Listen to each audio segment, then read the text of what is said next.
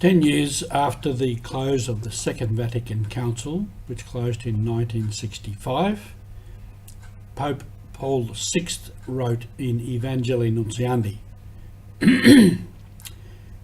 of the Second Vatican Council, the objectives of which are summed up in this single one: to make the Church of the 20th century ever better fitted for proclaiming the gospel to the people of the 20th century.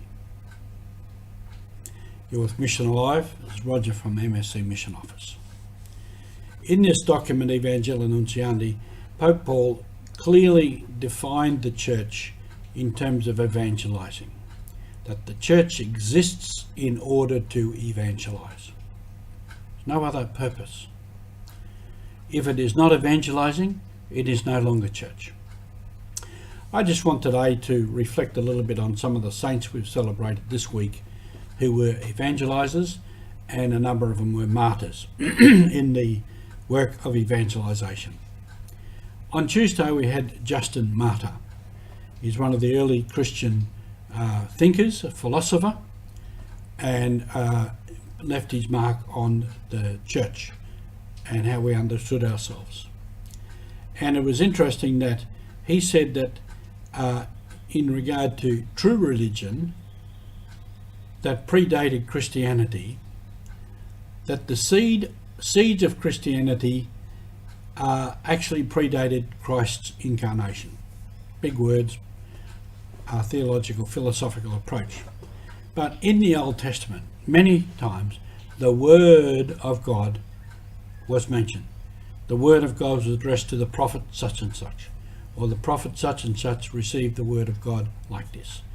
And in St. John's Gospel, the Word was made flesh and lived among us. So this Word of God that was there at creation existed before the incarnation of Jesus Christ as the Word of God. That's what St. Justin was on about. So he was martyred alongside with some of his students, and is venerated as a saint by the Catholic Church, the Anglican Church, the Greek Orthodox Church, and the Oriental Orthodox Churches. So he is a man of great note. On Wednesday, we had St. Marcellinus and Peter, who were both martyrs of the 2nd century in Rome. Not much is known about them, except that one, Marcellinus, was a priest, Peter was an exorcist, and they died in the year 304. On Thursday, we have Charles Lwanga, an African martyr. Was a Ugandan convert to the Catholic Church. Is martyred for his faith. He was of the Baganda tribe and born in the kingdom of Buganda. Within that, the king Mwanga I of Buganda was resisting the colonial influence and the church influence, which often went together.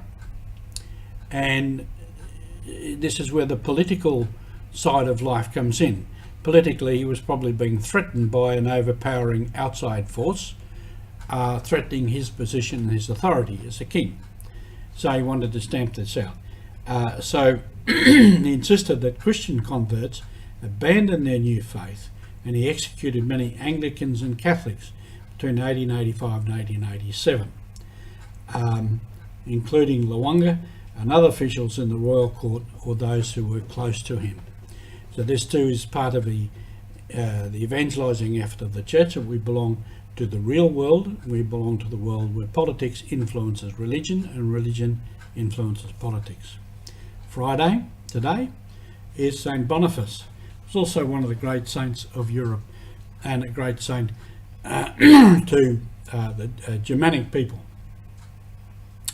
to the Germanic parts of the Frankish Empire during the 8th century. So it's early on in the history of the church. He was martyred in 754. And it was interesting, he was venerated as a saint in the Christian church and became the patron saint of Germania, known as the apostle to the Germans. And it is said of him, he is one of the truly outstanding creators of the first Europe. As the apostle of Germania, the reformer of the Frankish Church, and chief fomenter of the alliance between the papacy and the Carolingian family, one of the key noble families of the time.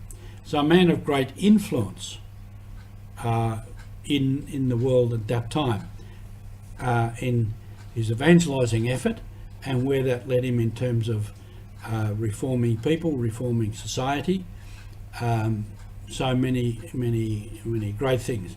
So in the history of the church as an evangelizer, that we have many saints who were great in that and gave their lives to bring the good news and proclaim the good news to others. And in the modern days too, we have other examples of that. However, all those stories for another time. So the mission goes on. Thank you for being with us.